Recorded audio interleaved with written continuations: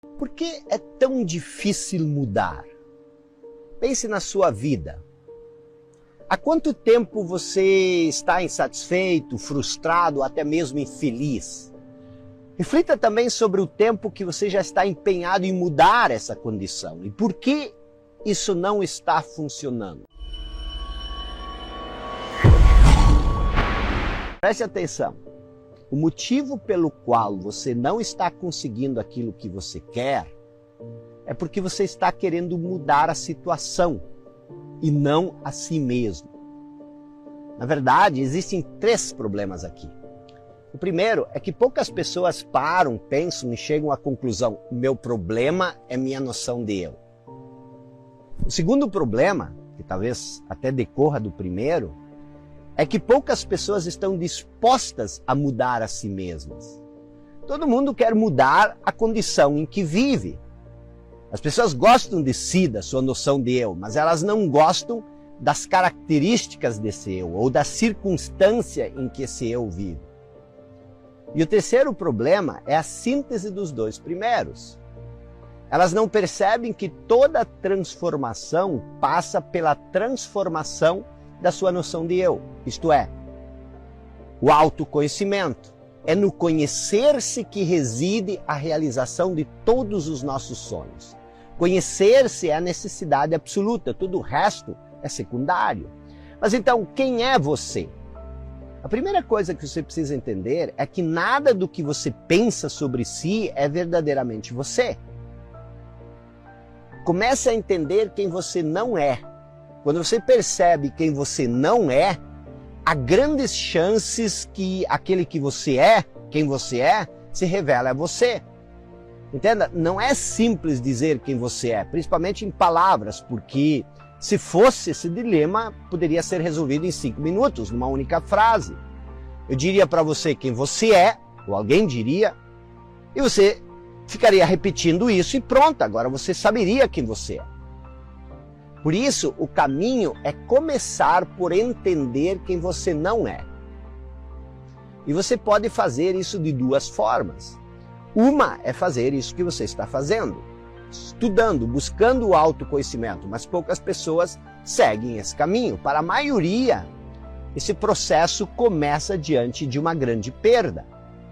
Quando uma pessoa perde algo que ela acredita que é muito valioso para ela e com o qual ela se identificou, algo como status, dinheiro, família, um relacionamento, ou quando a morte ou uma doença aparece, muitas vezes as pessoas quase que de repente despertam para quem elas verdadeiramente são. Por quê? Porque algo é tirado delas, algo com o qual elas se identificaram por muito tempo e que se tornou parte do sentido de eu, algo que elas acreditavam que elas eram, foi removido delas. E claro, isso no início muitas vezes leva a grande sofrimento. É como se a vida tivesse acabado também, porque o que essa pessoa era não existe mais. Isso acontece muito quando uma pessoa perde suas posses, por exemplo. Havia tanta identificação com essas posses, que quando essas posses são removidas, essas pessoas têm a impressão que nada sobrou, mas elas ainda estão aí. Ou quando alguém perde uma posição social, um cargo, um emprego, uma posição com a qual essa pessoa estava identificada. Isso pode ser extremamente devastador. Se toda a minha noção de eu estava identificada nessa posição, quem sou eu agora que eu perdi essa posição? Ninguém. Diante dessas perdas, seja de um ente querido, das riquezas materiais, ou mesmo de uma posição social com a qual essa pessoa estava identificada, ela se vê, de repente, diante de um enorme vazio. E a pergunta que surge é: quem sou eu? E a resposta é: eu não sou mais ninguém, eu perdi tudo. E diante dessa pergunta, a pessoa está, embora muitas vezes ela não saiba disso, diante de 2 caminhos.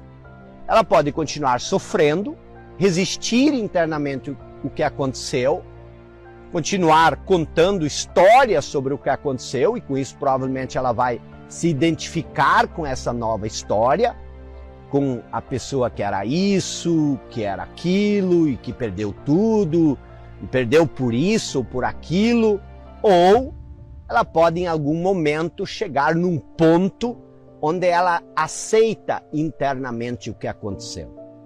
E nesse caso, aquilo que era tão importante na vida dela perde a importância. Esse enorme vazio se transforma numa luz. É como se a pessoa tivesse vivido durante todos esses anos numa casa escura e essa perda criasse um buraco no telhado. Se você está identificado com essa casa, ver um enorme buraco no telhado cria dor, cria sofrimento. Mas para além do telhado existe uma luz que você nem sabia que existia e agora ela entra na casa. E quando você aceita esse buraco que de repente surge no telhado, e quando você se concentra na luz, você passa a perceber as coisas à sua volta de um modo diferente. Você vê cores, brilhos, belezas que antes você não era capaz de ver. Existe uma paz que surge quando o vazio, que é deixado pela forma que se dissolve, não é mais resistido internamente. Essa paz é o que a Bíblia chama de a paz que transcende todo entendimento. Porque é uma paz que você não consegue explicar, ela está além da mente. E essa paz, é quem você é em essência. E quando você entende isso, você passa a criar sua realidade a partir dessa paz, dessa segurança, dessa tranquilidade. Você está livre da identificação. Você está livre da turbulência que sua mente, seus pensamentos e emoções criam. Você agora está firme sobre a rocha.